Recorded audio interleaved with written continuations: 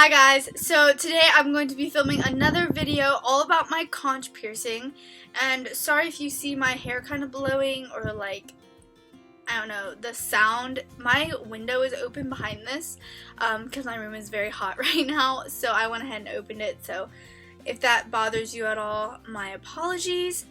But moving into the actual point of this video, I'm going to be talking about my conch piercing. This is going to be my 2-week update as well as more of an in-depth description of the procedure and what happened when I actually got it done.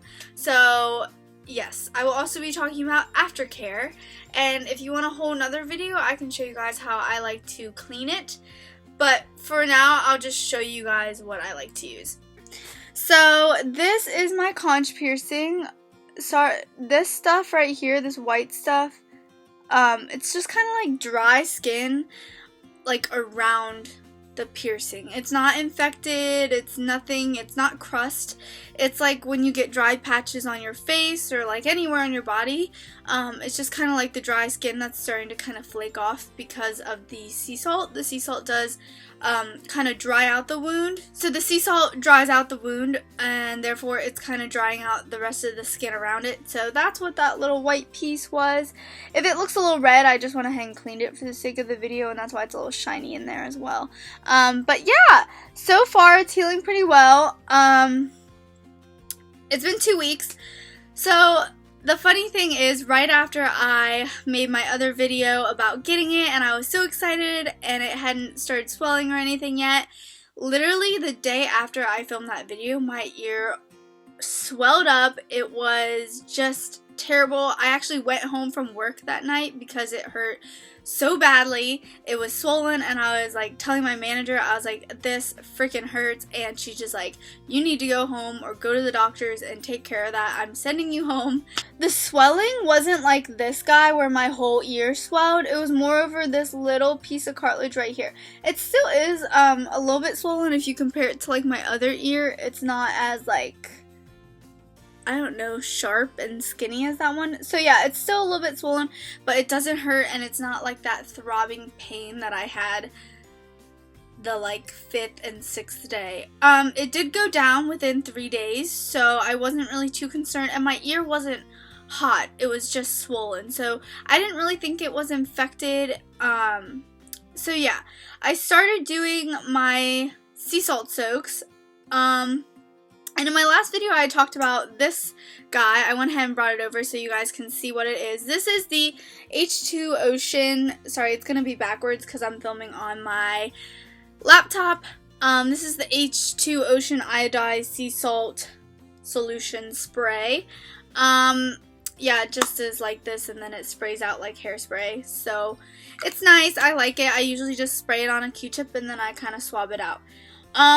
But I had been doing that, and then my ear decided to like freak out on me. So it was really red and really pussy, and I went to my sister and I was like, help, like my ear is gonna fall off.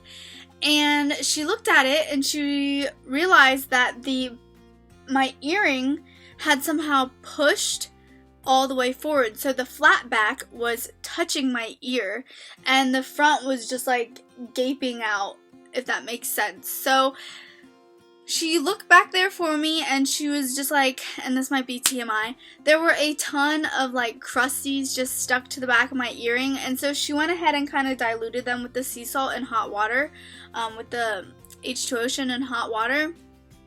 And she went ahead and did that and got them all off, and then she pushed it back, and literally an hour after she did that, the pressure was gone, my ear, the swelling went down a little bit. I didn't even take any medicine at that point. I was just kind of letting my body do what it needed to do naturally. But yeah, I feel like the reason why it kind of exploded like that was because the earring was so tight to the back of my ear. But ever since I did that, I haven't really had any big flare-ups like that. So yeah, it's good right now. That was the night that I decided to start doing sea salt soaks. So yeah, I have been doing the H2 Ocean, and that was all I was doing, and that led to the swelling. However, the crusties on the earring could have also led to the swelling. So I just kind of went ahead and changed both of my habits. So I clean it 3 times a day, in the morning and then when I get off of school. So that's when I go ahead and clean it with this, with a Q-tip, and I won't go ahead, clean it, whatever, with the H2O. And then when I get home, like from practice or work, I'll go ahead and do a sea salt soak. And this is the sea salt that I went ahead and got. I believe I got it from just a regular like food market. You can get it at like drugstores and anywhere like that. So this is the Morton Mediterranean Sea Salt Fine. It does not supply iodine, which is good, because if it had iodine in it, that would actually really irritate my piercing. So you can't use regular sea salt, you have to use non-iodized sea salt. So I went ahead and purchased this, and as you guys can see, it's a lot. It's like as big as my forearm.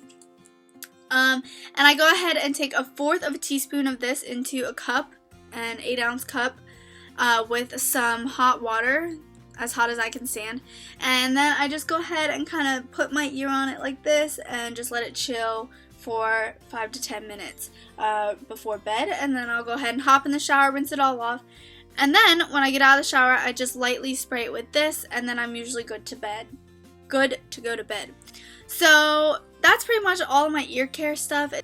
It's relatively simple. On to the actual procedure. So I got it done 2 weeks ago. I went in and I was just like, I want to get this done. And at first she was just like, your orbital? And I was like, yeah, sure, whatever it's called. And I'm looking through the book of pictures and the orbital comes up and I'm just like, wait, not my orbital. And she was just like, I think you mean your conch. And I was like, yes, my conch.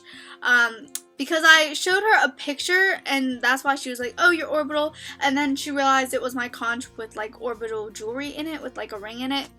So yeah, I went in and I was like, okay, getting my conch done. So then she was just like, all right, do you want a certain color of jewelry? Like, do you want a gold barbell, silver, anything like that? And I was like, I want silver.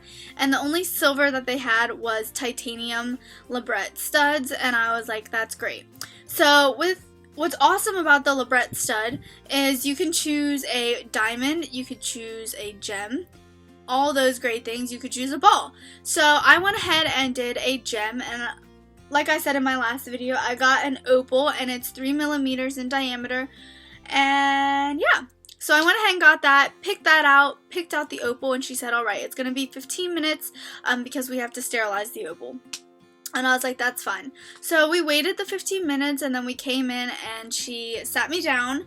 I was actually sitting straight up, whereas when I got my tragus done, they had me lay down. So that was a little bit different for me. I was kind of like, what if I like fall off the side of the chair? Because it didn't have like armrests on it. So yeah, it was just weird. So I was sitting up and she went ahead and cleaned off my ear. And then she went ahead and marked it with, I think it's called Gentian Violet. If I'm pronouncing that wrong, please correct me.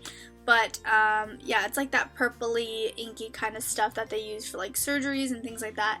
So she went ahead and marked that, and I went and I looked at it, and I was like, yeah, I like it. And then I turned to my sister and my mom, who were also there, and they were like, yeah, that looks good. And I was like, will this be good placing for when I want to hoop in it? And she's like, yes. And I was like, will the earring be sitting straight forward when you look at me? And she said yes. And I was like, all right, let's go do this then. So then I sit back down and she gets out this really long needle, 14 gauge. She goes into like this like jelly type stuff, I guess to kind of lubricate the needle so it doesn't like hurt going through, I guess, like it hurts less. So once she went ahead and lubricated the needle, she went ahead and kind of placed it in the center of the dot that she made. Of course I can't see this, but she's talking me through it, and she's like, all right, whenever you're ready, go ahead and take a deep breath in and breath out. So as soon as she said that, I was like, let's go. And I took my deep breath in, and as I was breathing out, she went ahead and stuck me in the ear with the 14 gauge needle.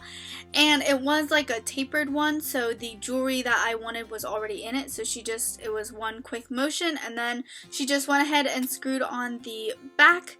And that was the end of the procedure. She went ahead and cleaned me up a little bit. I did not bleed, and that was about it. It didn't swell for the first 3 days, and then it swelled for like the end of the 4th into the 5th, 6th, and 7th day, and then it was done, and it's been fine for the rest of the time. If that's all the swelling that happens, I'd do it again if I had to. And yeah, so I just wanted to do a quick 2-week update. If you guys want more information on this, my next update might just be at a month, maybe 2 months. So yeah, if you guys want a whole cleaning video, I can go ahead and do that for you too. Just go ahead and comment down below, and again, subscribe. Your support means bunches. And yeah, I think that's it. So I'll see you guys in the next video. Bye guys. Yeah, and she can't speak.